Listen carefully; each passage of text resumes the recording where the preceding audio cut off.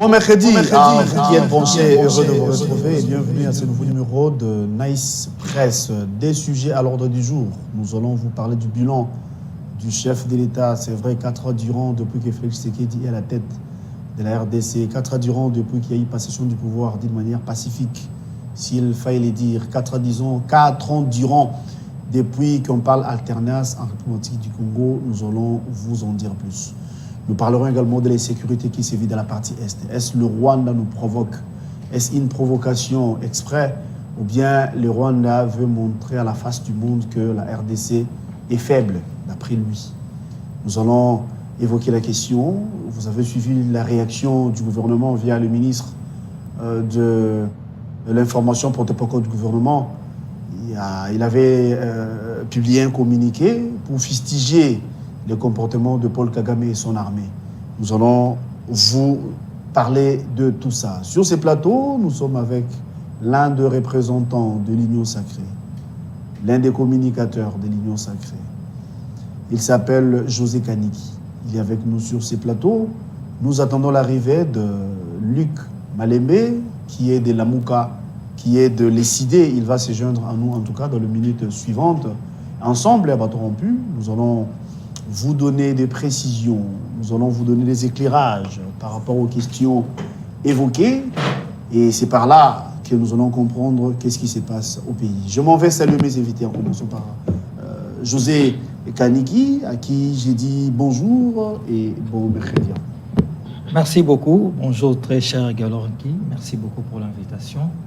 Bonjour aussi à mes compatriotes avec qui nous allons partager ces beaux cadres et beaux plateaux, RTVS 1.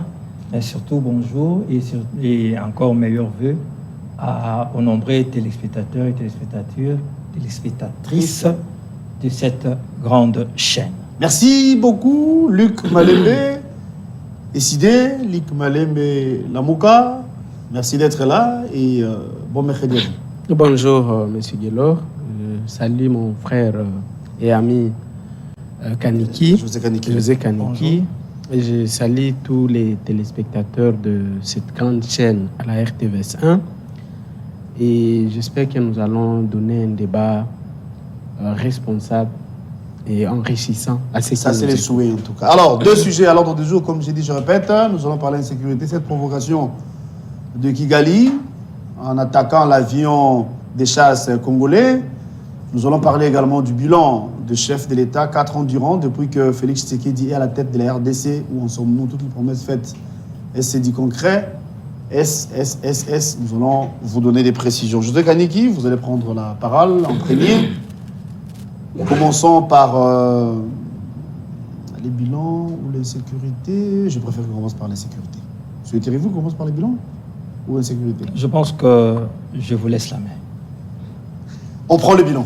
4 ans durant depuis que Félix Tshisekedi est à la tête de la RDC, il avait promis des choses. Il avait, lors de son discours, il avait tenu de belles paroles pour la RDC. Où en sommes-nous? Est-ce que nous y sommes? Ou bien, bon, ce sont des promesses, il faudra attendre encore. Merci beaucoup, très cher Gallo. Vous savez que lorsque le président arrive en 2018 ou 2019, début 2019, au pouvoir, comme vous l'avez dit là, il avait promis deux choses. Plusieurs même, ce qui est normal pour un homme politique.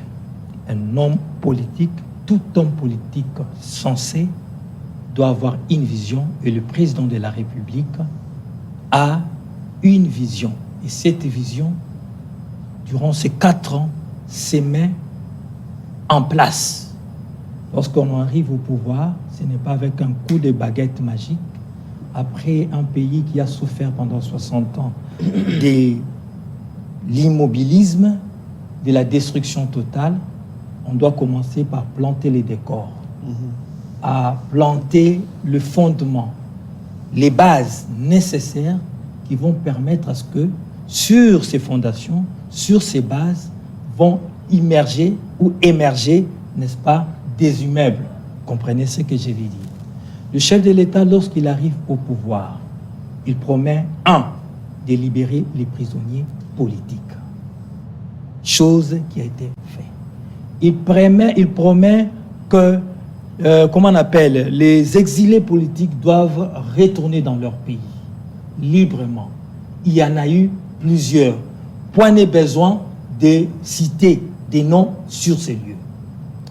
Le chef de l'État, lorsqu'il arrive au pouvoir, il promet de lutter contre la corruption qui a eu à gangréner, n'est-ce pas, cette République, d'où cela permettait, cela faisait en sorte que l'on puisse avoir un budget de plus belle lurette de plus ou moins 5 milliards à 6 milliards, avec toutes nos richesses.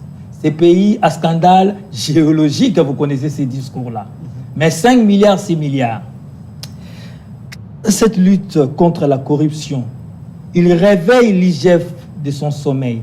L'IGF qui a été créé plus de 30 ans, si je ne m'abuse. Il réveille l'IGF de son sommeil. Et l'IGF entre en jeu. Il fait un travail honorable qui permet et qui fait en sorte que les détourneurs, bien qu'il y en a encore, parce que même aux États-Unis, même en France, il y a des gens, il y a des personnes qui sont malhonnêtes. Mais ici, il y a un mécanisme qui a été mis en place qui amène à ce que les gens réfléchissent à 2 fois avant de poser d'actes, des détournements. Ça, c'est quelque chose de positif. Et c'est grâce à ce travail, avec le travail de la Cour de compte aujourd'hui, qui permet à ce que le caisse de l'État soit renfloué. Il avait promis à ce que de décupler ou, je ne sais pas, de tripler les budgets. Aujourd'hui, petit à petit, on y arrive. Avec, n'est-ce pas, ces entreprises génératrices de recettes qui dépassent des GERAD, des GI, qui dépassent les assignations. Il avait promis la gratuité de l'enseignement, très cher Galor, qui, 3 ans après, la gratuité de l'enseignement est mise en place. Et on est en train petit à petit de parfaire cette gratuité de l'enseignement. Et ça, c'est un processus normal lorsqu'il y a réforme ou bien lorsqu'il y a quelque chose de nouveau.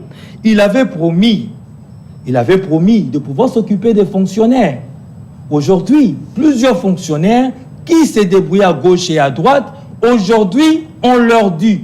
Aujourd'hui, ont eu à voir leur solde élevé à la hausse, disons, élevé. Vous comprenez? Il avait promis de s'occuper. De rétablir également l'autorité de l'État. Exactement. Il avait promis de rétablir l'autorité de l'État sur l'ensemble du territoire. Chose qu'il met en place avec des initiatives comme l'état de siège, comme c'est pour parler avec ces groupes armés qui aujourd'hui abandonnent, n'est-ce pas, les armes pour entrer, n'est-ce pas, dans ce programme PDDRC. Certes, nous avons un problème avec ces 123 qui ressurgit, n'est-ce pas, mais notre armée, qui autrefois n'avait pas de loi de programmation militaire, depuis 60 ans, figurez-vous, très cher Galorki, aujourd'hui, cette loi de programmation militaire permet à notre armée de se réformer. Il faut réformer l'armée. Mais comment on réforme l'armée? Avec ce genre d'initiative. Aujourd'hui, nous avons une armée qui se rééquipe. Vous avez vu aujourd'hui, avec cette levée de conditionnalité ou bien de cet embargo qui ne disait pas son nom depuis belle lurette, encore une victoire diplomatique, cette levée d'embargo, on a vu des avions déjà atterrir ici, ramenant, n'est-ce pas, des matériels militaires. Donc, avec ces recrutements qui s'est fait à travers la République, pas plus tard qu'il y a cela 1 mois, le chef de l'État était à Kitona, où nous avons vu plus ou moins 12 000 jeunes. Donc nous sommes en train d'aller mollo. Je vous dis ça. Donc un bilan à applaudir. Hein? Je vous dis ceci. Je reste toujours rationnel. Et je fais toujours preuve de bon sens, comme vous le savez. Je ne dirais pas que le bilan atteint le niveau de la distinction. Je serais un menteur, très chers téléspectateurs.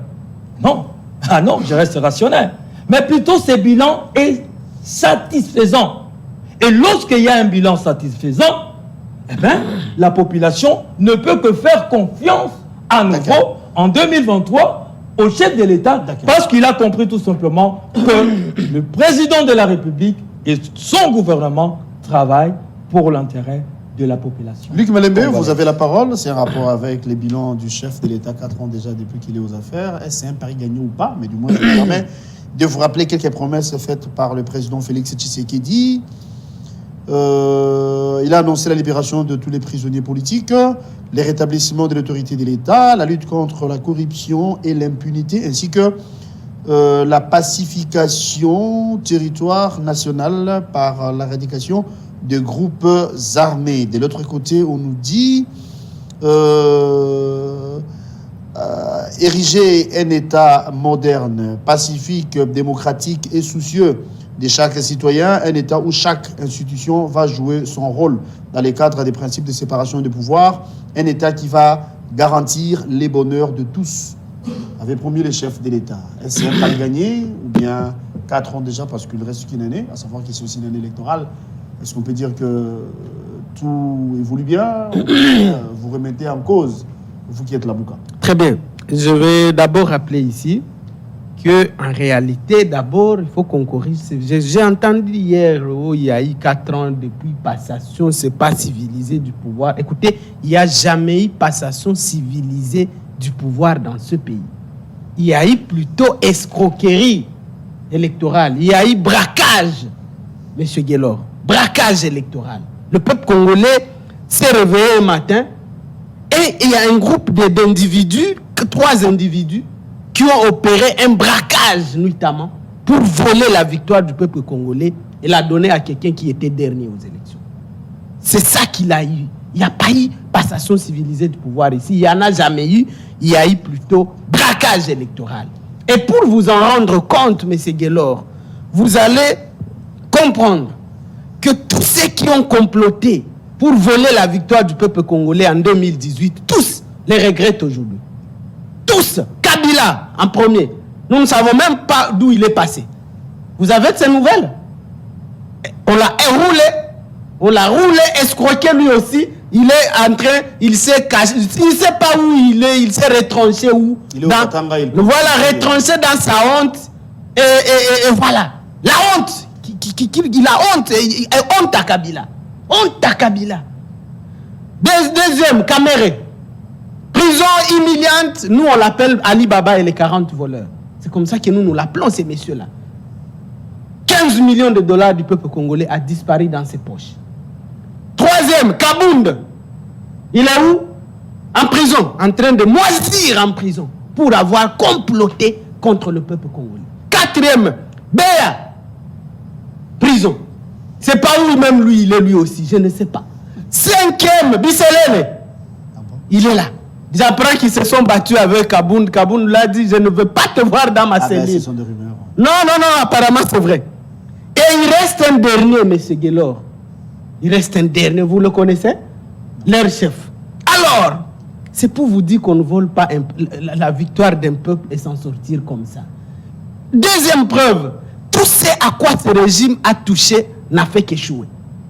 Parce que justement, c'est ce qu'on appelle la loi du karma. Vous faites du mal à un innocent. Vous volez la victoire de Fayoulou. Il est là, calme, il ne l'a jamais parlé. Ils sont en train de s'embrouiller. Tout ce à quoi Tshilombo touche finit par échouer. Tout, c'est l'échec. Même le football. Notre pays n'a jamais été aussi humilié comme maintenant. Même le football, la RDC n'a jamais été éliminée en CHAN. Nous l'avons remporté 2 fois. Nous avons été humiliés. Éliminés. Même le football. Il n'y a pas de calcul, hein? Non, c'est parce que tout ce à quoi Tshilombo touche va échouer. Parce qu'il porte les germes de la malédiction. Mais pourquoi vous prophétisez en mal? Mais ce n'est pas nous, c'est les faits. Je prends un à un. J'apprends ici que quelqu'un a lutté contre la corruption. Mais messieurs, vous connaissez ce qu'on appelle 100 jours dans ce pays? 600 millions du peuple congolais sont où? Vous connaissez ce qu'on appelle RAM? C'est où? 600 millions du peuple, escroqués au peuple congolais comme ça, ouvertement devant les caméras du monde. C'est où?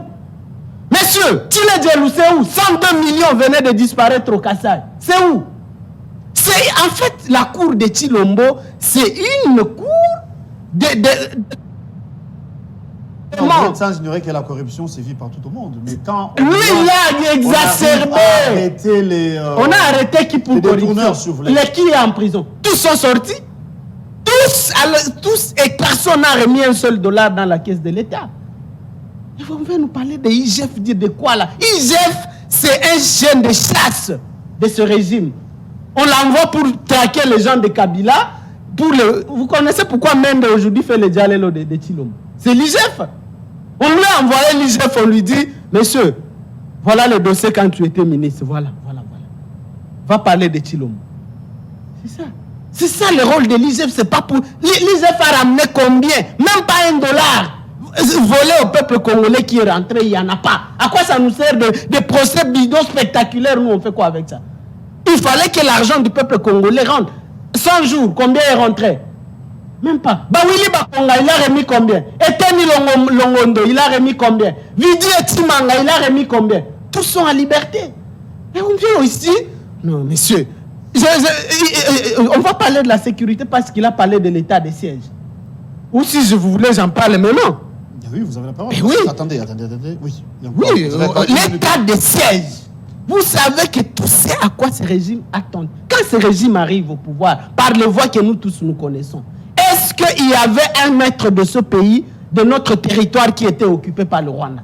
Même pas un seul. Aujourd'hui, 3 territoires sur les 7 que compte le Nord qui vous sont occupés par le Rwanda. Vous avez vu des scènes humiliantes hier à l'aéroport de Goma, où le Rwanda a tiré même sur un de nos vieux avions, parce qu'il faut rappeler que ce Sukhoi date de l'époque de Kabila. Ce régime vient, il a acheté même une cartouche à l'armée et il est en train de bousiller les 2 avions de guerre qui nous restaient. Ils sont incapables, ils criaient ici, oh, c'est embargo. On a déjà levé embargo. Vous avez acheté quoi, monsieur? Même pas une cartouche. Il faut attendre après 6 mois, je voulais dire. Attendre quoi? S'il vous plaît. Je voulais dire. Le chef de l'État avait promis de libérer les prisonniers politiques. On fait quoi avec ça? Arrêtez. Attends. Tu veux la liste? Tu veux la liste? Moïse Katoum. Non, c'est faux. Ça se hier. Qu'a fait Jimmy Kitenge en prison? Qu'a fait Jimmy Kitenge en prison? Qu'a fait Milingano en prison? Vous voulez des noms? Ils sont pleins là-bas de prisonniers politiques. Moi, je reviens de prison. Il n'est pas de l'état de siège. Je lui donne un scénario ridicule qui s'est passé chez moi là-bas en Ituri, à Bounia. Nous avons vu, nous nous sommes réveillés ce matin, on voit une vidéo d'un député national élu sur la liste de Birek, je vais le citer parce que même son nom, qui a reçu un groupe armé dans sa maison. Il leur a offert une fête, je ne sais pas à l'honneur de quoi, parce que justement, ce groupe armé, c'est ce groupe armé qui assure son électorat. C'est un élu de Djougou, il s'appelle Daniel Ouyewa.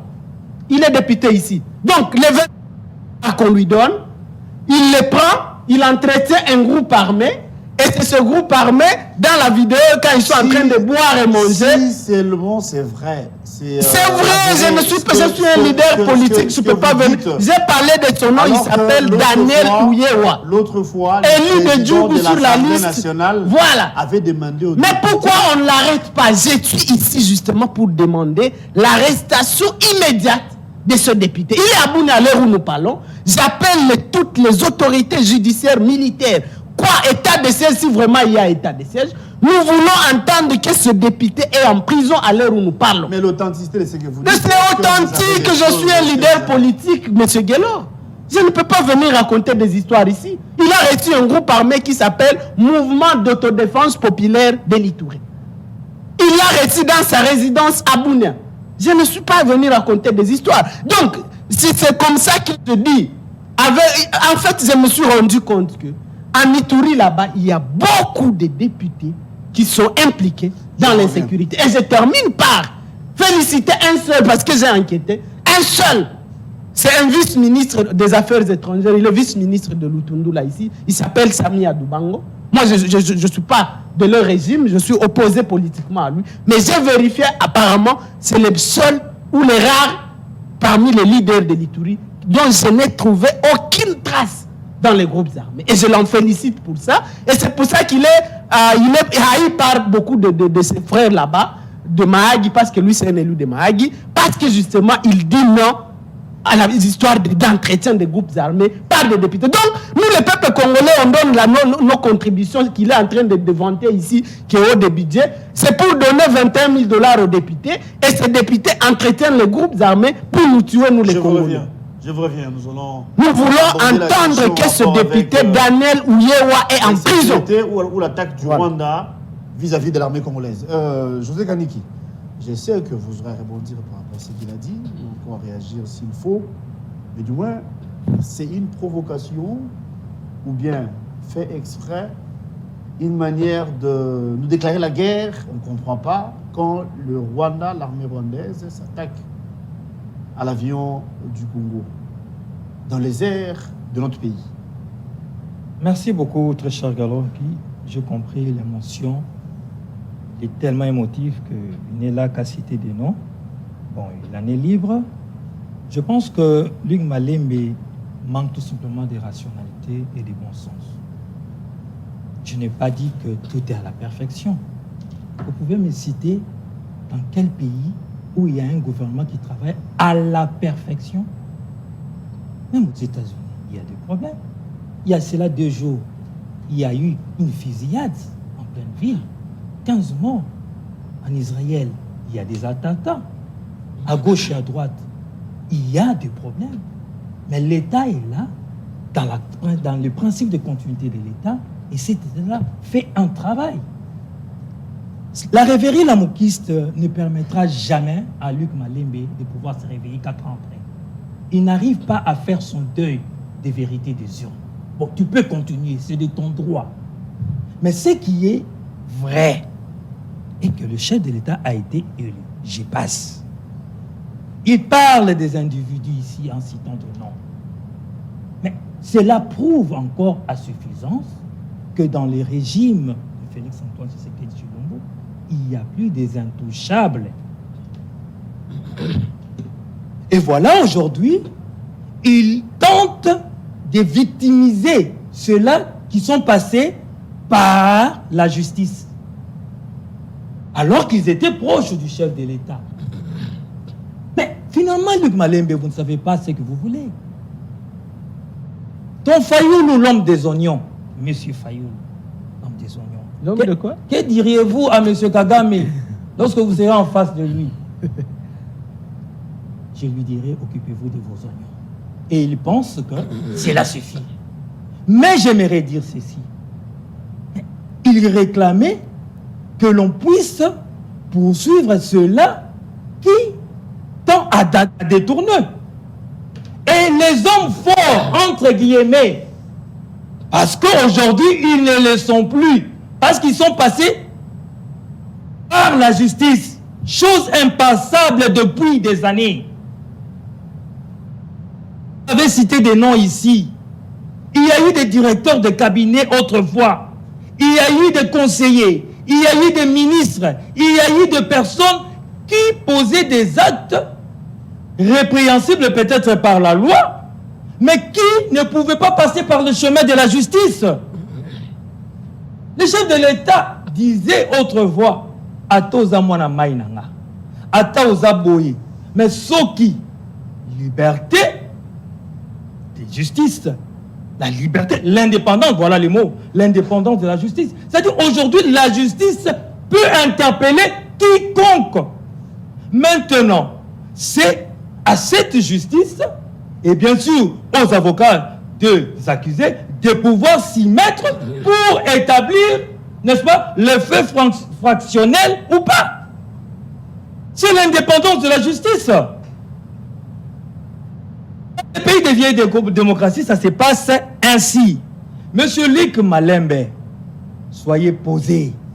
Aujourd'hui, nous avons des universités qui sortent des terres. 50 ans après, 60 ans après, ça n'a jamais existé. 5 universités. Passez sur l'hôpital Mamaïm. Vous avez vu ces baptistes qui sortent des terres. Ça n'a jamais existé. Allez à l'hôpital de la Mouya. Je parle là du bilan. Il y a eu plus ou moins 35 centres hospitaliers qui ont été construits. Je vous cite la source, allez vérifier au BSECO. C'est pas moi qui l'ai dit. Vous nous parlez de l'état des sièges, très cher Luc. Je ne vous ai jamais dit que tout était parfait. Oh là là. Ça n'a jamais été parfait. Toute œuvre humaine est perfectible. Mais déjà l'initiative, c'est à noter et à encourager. Et des deux, le résultat, ce n'est pas 100%, non. Mais lorsque vous avez 175 localités et villages récupérés, ce n'est pas un travail. Entre le main de ces groupes armés depuis belle lurette, très cher Luc Malembe, évitez-nous votre haine viscérale légendaire, s'il vous plaît. Évitez-nous cela. Vous ne pouvez pas tout avec votre haine viscérale. Moi, j'ai dit que nous n'atteignons pas la distinction. C'est-à-dire, il y a des choses que l'on doit pas faire. Il y a des choses que l'on doit travailler pour être encore mieux et très, très, très bien coté. Mais au moins, ce que nous faisons, avec cette revanche du sol sur le sous-sol, Monsieur Luc Malembe, regardez-moi, s'il vous plaît. Le quoi dit? Ce projet agricole n'existait pas. Kanyamaka CC, moribonde. Aujourd'hui, ça produit des fruits. Les militaires, les enfants des militaires, les femmes des militaires en bénéficient. Et passer une seconde étape. Vous avez vu, il y a cela quelques jours, à la fin de cette année, au début même de cette année plutôt, les fonctionnaires bénéficiaient de ce qui a été fait par les Kouloula. Non, que dis-je? Les Kouloula, non, ça serait les insulter. Les bâtisseurs de la République. Aujourd'hui, il faut un travail. Ça n'a jamais existé, très cher. Pour vous, il faut faire quoi? La question, elle est là. Alors, avant de parler de cette provocation rwandaise, je voulais revenir un peu par rapport au bilan. Une question et puis... je vous écoute, très cher. Toutes les promesses faites par le chef d'État, faire de la RDC l'Allemagne d'Afrique, mettre l'homme au centre de l'intérêt, indépendance de la justice, libérer les prisonniers politiques, rétablir l'autorité de l'État en 4 ans. À supposer que le chef de l'État n'aura pas un deuxième mandat. Parlons de ses premiers mandats. Est-ce un pari gagné pour lui? C'est un pari gagné. Pourquoi? À supposer, bien sûr, parce que je suis sûr que votre supposition n'arrivera pas. Mais non, c'était pour prendre l'essence. Entrons un peu dans ce sens-là. Je suis tout à fait d'accord. Vous savez, celui qui viendra après le chef de l'État, il sera obligé de continuer avec la qualité de l'enseignement. C'est indélébile. Lorsqu'il essayera, celui-là, de dire que non, nous arrêtons vers la gratuité de l'enseignement, vous vous imaginez ce que ça va donner? C'est resté. Zé Kabila est resté dans les têtes des Congolais. Pourquoi? Parce qu'il a tout simplement construit quelques mètres du boulevard Triomphal. Juste ça. Hein? Non, c'est pas possible. Surtout parce que nationaliste. Non. Nationaliste, ça dit, il s'est levé contre le Rwanda qui l'avait amené. Ça, c'est une vérité. Nous les reconnaissons les mérites d'être élevés après contre ce Rwandais. Nous sommes tout à fait là. Mais il est resté. Mais cette action impact social, mais ça va rester. C'est lui-là qui viendra après le chef de l'État. Il sera obligé d'amener ce budget à 30 milliards. Donc la continuité. Attendez, s'il vous plaît, je termine. Oui, mais sinon, parlons de cette provocation rwandaise. Je termine rapidement. Ce budget-là, celui qui viendra, il sera obligé de ramener ça encore plus haut. Trace indélébile. Je passe. Il y en a beaucoup, mais par rapport à votre question, j'en arrive. Nous disons ceci. En réalité, le Rwanda n'a pas commencé à provoquer la RDC aujourd'hui. Qu'est-ce que nous attendons pour répondre? Attendez, s'il vous plaît, on veut poser la question. D'ailleurs, nous parlons de l'agression rwandaise. Donc, nous avons dit clairement que les Rwandais nous agressent depuis 97. Je suis allé là depuis 97. Ils ont tiré sur l'avion qui est des nôtres et sur l'espace aérien congolais. Tout à fait. Voilà pourquoi nous les condamnons. Voilà pourquoi le gouvernement se met dans les possibilités, dans les réactions pour démontrer, que le Rwanda nous agresse. Et des deux, le Rwanda veut nous amener dans un engrenage de guerre. Pourquoi? Des deux. Vous savez que le Rwanda, En réalité, si nous nous décidons, du moment que nous nous décidons de pouvoir envahir le Rwanda, en réalité, ne fera jamais face. Mais il va se victimiser. Et depuis belle lurette, il a toujours eu raison de nos régimes par rapport à sa victimisation. Voilà pourquoi nous devons aller sur les deux chemins. Je n'avais pas appris que, je pense à Kichanga, ils ont eu à attaquer les positions de nos FARDC, mais les FARDC ont tenu bon et les ont repoussés. C'est-à-dire que sur terrain, l'armée se comporte bien. Il nous parlait ici, pour terminer rapidement, il nous parlait ici qu'il y a 3 localités sur les 10 territoires, pas localités. Il y a 10, sur les 10 territoires, il y a 3 territoires qui sont entre les mains de nos agresseurs. J'aimerais le dire ici. Cela prouve d'ailleurs que ces gouvernements et surtout nos FARDC font un travail. Parce que en 7 mois, l'AFDEL a atteint Kinshasa. Avec une armée réputée autrefois invincible. En 7 mois. Mais depuis que l'M23 a commencé ses mésaventures, ça fait déjà près d'une année. Et parlons c'est pour vous dire quoi ici. Parlons de nos alliés. L'importance de cette force régionale, c'est quoi? Je parle de l'EAC. Ah, vous parlez de l'EAC. Moi, je pense que l'EAC ne joue pas son rôle. Ça, c'est clair. Parce que lorsque l'EAC est venu, il était clair, c'était pour un mandat offensif. Mais nous constatons qu'il est en recul. Sur place, il part de forces tampons. Il est en recul par rapport à son mandat. Certaines sources nous révèlent que le EAC appuie plutôt le 23 pour nous faire du mal. Ça, je n'aimerais pas entrer dans ce rumeur-là. Je suis un au cadre de l'Union sacrée. Je ne suis pas dans ces rumeurs-là. Parti Katanga pour ne pas le citer. L'Union sacrée aussi, vous comprenez. Bon, je n'aimerais pas entrer dans ça. Mais j'ai dit clairement ici que nous pensons clairement que l'EAC, les forces de l'EAC ne jouent pas franc jeu dans le sens de leur feuille de route ou de leur mandat dans cette République, la RDC. Et je pense que le gouvernement doit, n'est-ce pas, ouvrir l'œil et les bons face à ces... En guise de conclusion, c'est également la dernière prise de parole. 1 minute, c'est par là qu'on se dit, on va boucler de ce côté. Vous avez la parole, José Kaniki. C'est déjà la fin. Vraiment. Nous disons ceci, qu'il y a un gouvernement, il y a le président de la République qui fait son travail. Pas à la perfection, mais le 4 ans, sur le plan sécuritaire, sur le plan diplomatique, sur le plan de la lutte contre la corruption, sur les budgets, sur l'homme au centre de toute action politique, eh bien, nous pensons humblement que le peuple congolais ne peut que faire confiance à nouveau au chef de l'État parce qu'il a bas un travail tellement honorable. Merci beaucoup, José Kaniki. Je rappelle ici que vous êtes de l'Union sacrée. Tout à fait. Merci d'être venu, merci d'avoir répondu à notre invitation. Luc Malembe, c'est avec vous que nous allons boucler. La question, c'est rapport avec cette provocation rwandaise. Vous l'avez dit derrière il y a peu. Le Rwanda attaque nos avions dans l'espace aérien qui est le nôtre. Est-ce une provocation ou une manière de vous dire que vous êtes nul, vous êtes rien, alors que le Rwanda est plus que rien? Vous avez la parole. J'espère que j'aurai les mêmes temps de parole. Parce que beaucoup de choses ont été dites ici. Je suis sûr que vous aurez plus. Non, pas du tout.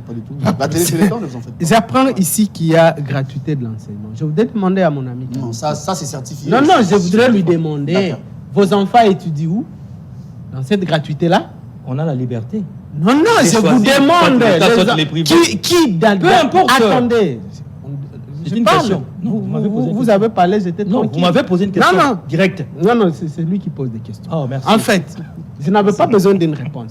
Qui de cette union sacrée, son enfant étudie dans cette histoire de gratuité? Est-ce que les enfants de Chilombo étudient dedans?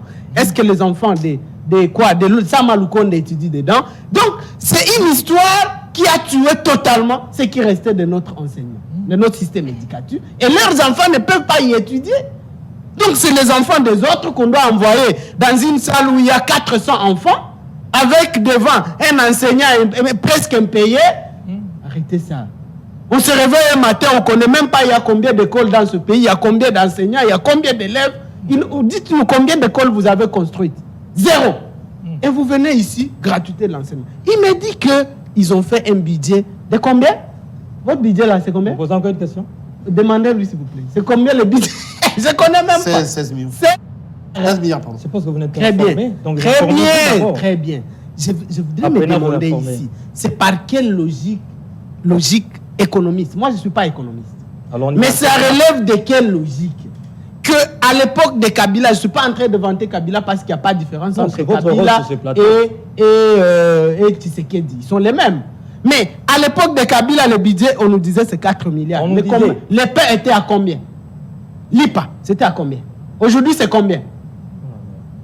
Voyez? Ça relève de quelle logique? Vous nous dites que vous avez 16 milliards, mais le peuple congolais va mourir bientôt de faim, de misère, de famine. Il y a quoi dans le panier de la ménagère congolaise? Il n'y a rien. Et on est là, on prend tout l'argent. Aujourd'hui, 70% du budget est consommé par 4 individus. Je vais vous les citer. M. Chilombo, M. Mbosso, M. Bahati Lukwebo et l'autre ici, M. Samaloukondi. 4 individus, ils prennent 70% de tout l'argent des Congolais et quelqu'un il vient ici budget. Est-ce que les Congolais vont manger vos chiffres, monsieur? Il faudrait expliquer comment. Dites-nous, demandez à M. Kaniki, quand ils sont venus avec leur pouvoir ici de misère et de la honte, le taux du dollar était à combien? C'était à 1500 en 2019. Avant l'avènement de ce pouvoir. Le 1er janvier.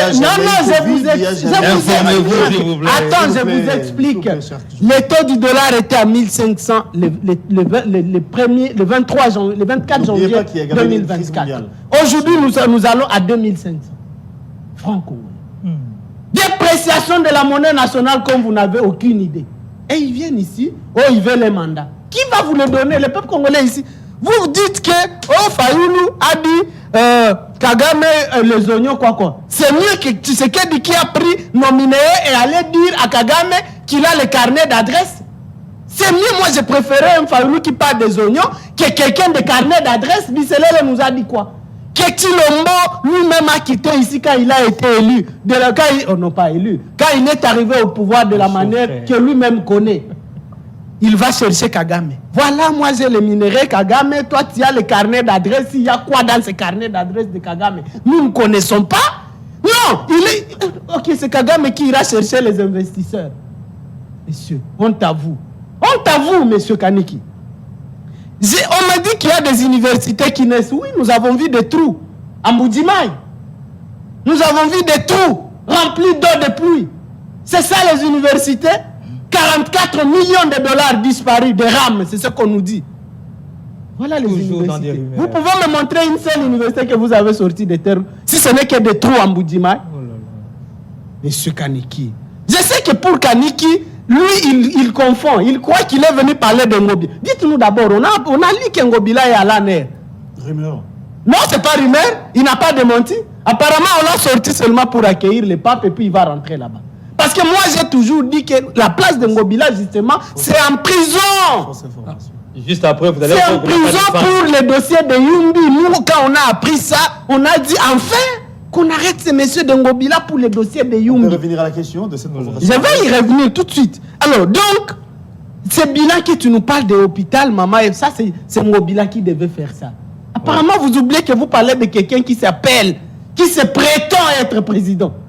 Le Congo, c'est 2 345 000 km², mon ami. Moi, c'est moi, Abouna, ce régime n'a jamais construit même une toilette. Musée. Monsieur, vous aurez que vous comparez à Musée. Musée, c'est un leader. Dans les mêmes situations, vous savez, Musée avait commis la même erreur que Chilombo aujourd'hui. Musée, en cherchant à arriver au pouvoir, il va chercher les Rwandais. Les Ougandais, ce n'est pas les qui, ils l'ont amené ici au pouvoir. Mais Musée va ouvrir les yeux, il voit, hey, j'ai commis une erreur. Ces gens, ils veulent maintenant, ils veulent prendre le Congo. Hey, non. Il s'est réveillé, il a dit, vous partez, monsieur. Vous partez, vous rentrez chez vous. Il a dit aux Congolais ne jamais trahir les Congos. Et il savait qu'il allait en payer de sa vie. Mais en tant que leader, il a accepté de prendre une décision très très dangereuse pour sauver notre pays. Dans les mêmes conditions, Chilombo va se faire nommer par Kabila et Kagame au pouvoir ici. Il avait 10% que quelqu'un qui a 62%, M. Fayoulou, le commandant du peuple congolais, le président élu, Kabila va prendre la victoire de Fayoulou, il fait nommer. Il y a une question sur France. J'y réponds tout de suite, oui. Donc, maintenant, Tshilombo, il se retrouve dans cette situation avec Kagame, et Kabila, il est tenu au cou. Quelle décision il a pris courageuse? Il est en train de mettre notre pays aujourd'hui en danger. Et le président de la République a dévoilé à la face du monde que Kagame... Est-ce que c'est lui le premier à le dire? Mouzé Laurent Désiré Kabila l'a dit. Kabila l'a dit pendant 18 ans. Et ça change quoi? Vous venez de lui demander, et je réponds à votre question. L'avion Sukhoi a été bombardé. Vous, d'abord, vous n'avez jamais acheté même cartouche pour l'armée. Vous êtes dans la jouissance, vous êtes dans le champagne, le voyage tous les jours, vous n'avez rien acheté. Même la compagnie nationale, Congo Airways, est déjà morte et enterrée. Ils sont venus, la compagnie avec 4 avions. Non, ça c'est un pouvoir de misère. C'est une malédiction ce régime. C'est une catastrophe politique ça. C'est une honte, une opprobre. Vous, maintenant, Tshilombo, j'ai lu le communiqué où encore une fois on pleurniche. Le Rwanda a bombardé notre avion. Nous, qu'est-ce que vous lui avez demandé? Qu'est-ce qu'il a dit? Que non, nous, on a dit à la communauté, monsieur. Donc c'est tout ce qui vous reste. Vous resterez en train de boire du champagne. Il a dit c'est ce que nous condamnons. Est-ce qu'un gouvernement condamne Vous n'avez jamais vu un gouvernement. Un gouvernement ne condamne pas. Vous êtes des militants de la lucha. Ça, c'est les militants de la lucha qui peuvent faire ça. Oui, un gouvernement, il agit. Moi, je suis diplomate de formation. C'est ce qu'on appelle la réciprocité en diplomatie. Kigali nous bombarde, nous aussi. À la minute qui suit, on devait bombarder Gisenyi. C'est comme ça qu'un État se comporte. Dans les relations entre États, il n'y a pas de complaisance. Je finis par un exemple. On chute. Nous sommes en 1982. La Tanzanie appuie le même musée Laurent Désiré Kabila, ici encore rebelle dans les maquis. La Tanzanie appuie le musée, il prend le port de Kalemi dans le Tanganyika actuel. Mobutu dit, le port de Tanzanie, Mobutu envoie des avions bombarder la ville voisine parce qu'il y a le lac Tanganyika qui nous sépare. Kigoma. Kigoma bombarde, il dit Oyekoya Eya. Il bombarde Kigoma, il dit à la Tanzanie, vous osez encore, je continue. Moussé l'avait fait aussi, hein? Voilà. Alors dites-nous, ça c'est un régime. Je voudrais finir en répondant à la question de M. Kaniki. Tshilombo lui-même, à Béni, il avait dit ceci. Que s'il n'arrive pas à régler la question sécuritaire... C'est la fin. S'il n'arrive pas à régler la question sécuritaire de l'Est, il aura échoué son mandat. Ça c'est Tshilombo lui-même. Et c'est clair qu'il a échoué. Alors quelqu'un qui a échoué, qu'est-ce qu'il fait? Il dégage. Merci. Voilà, quel peuple congolais peut donner un mandat? Tshilombo, c'est une parenthèse malheureuse de l'histoire politique. Merci. Qu'il faut refermer immédiatement et on n'en parlera plus jamais dans ce pays. Merci le 23 janvier 2024, Tshilombo part. Merci à vous d'être venus. Je rappelle ici que vous êtes décidé, vous êtes la Mouga. Vous êtes essoufflé. Vous avez répondu à notre invitation. José Kaniki, merci pour la disponibilité. C'est moi qui vous remercie. On peut vous retrouver prochainement. Il n'y a pas de quoi, on est là. Merci à vous deux pour le débat. C'était tolérant. Je pense que c'était bien. Alors on va vous... Non, c'est un ami, même s'il est perdu. Il est à la recherche d'emploi. On vous retrouve demain. Abandonnez votre avis. À la même heure, avec le même plaisir pour un nouveau numéro. La rediffusion de cette émission à 18h sur les antennes de la RTVS 1. Les internautes, d'ailleurs, nous sommes en direct sur YouTube, la chaîne RTVS 1. Abonnez-vous également à la chaîne Nice Press. Vous aurez non